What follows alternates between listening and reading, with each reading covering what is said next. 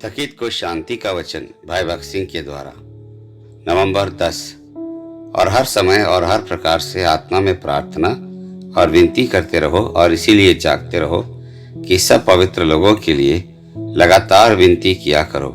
एफिसियों को लिखी हुई पत्री 6वां अध्याय 18 पद। नप्ताली का अर्थ है मल्ल युद्ध। उत्पत्ति की पुस्तक 30 अध्याय का 8 पद में याकूब ने परमेश्वर से मल्ल युद्ध किया और कहा, जब तक तू मुझे आशीर्वाद न दे मैं तुझे जाने न दूंगा।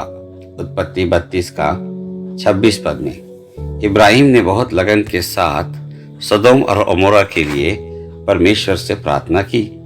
हमें संसार के विभिन्न प्रांतों में बिखरे हुए परमेश्वर के लोगों और परमेश्वर के सेवकों के लिए प्रार्थना करने और मध्यस्थता करने के लिए परमेश्वर के पास जाने का भी सौभाग्य प्राप्त हुआ है।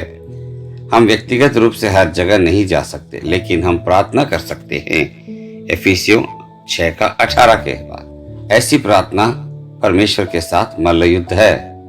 जब हमें लोगों की जरूरतों और उनके कष्टों और उनके समस्याओं का पता चलता है तो हमें उनके लिए परमेश्वर से मल्ल युद्ध शुरू कर देना चाहिए। जैसे जैसे हमारा प्रार्थना का क्षेत्र चौड़ा होता जाता है, हम पाएंगे कि हम परमेश्वर के हृदय के करीब आ गए हैं। मैंने ट्रेन से यात्रा करना प्रार्थना करने के लिए बहुत उपयोगी पाया है। मैंने सारी रात दुनिया भर के लोगों के लिए प्रार्थना करने में बिताई है, उनके उद्धार, सुरक्षा और अभिषेक के लिए।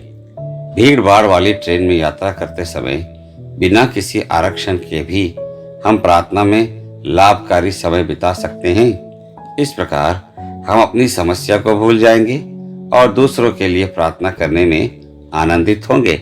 इस तरह हम परमेश्वर के हृदय के निकट आते हैं।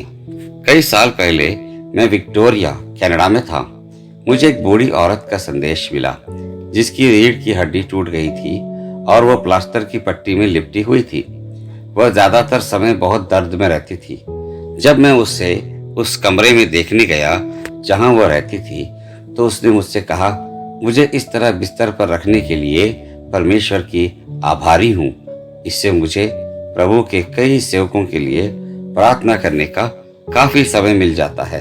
कई साल पहले वह एक विदेशी मिशनरी बनना चाहती थी, लेकिन किसी कारण से ऐसा करने में असमर्थ रही थी।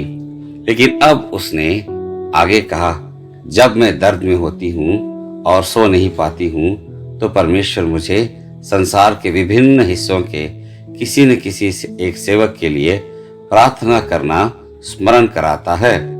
यह परमेश्वर द्वारा उसे दी गई सेवकाई थी। विक्टोरिया एक समुद्री बंदरगाह है और संसार के कई भागों के जहाज वहां रुकते हैं।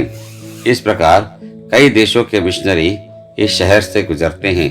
इस बहन के पास परमेश्वर के सभी सेवकों की एक सूची थी जो वहां से गुजर रहे थे और वह उन्हें अपने घर आने और उसे देखने के लिए आमंत्रित करती थी। किसी ने उसे मेरे बारे में बताया तो उसने मुझे भी न्योता दिया।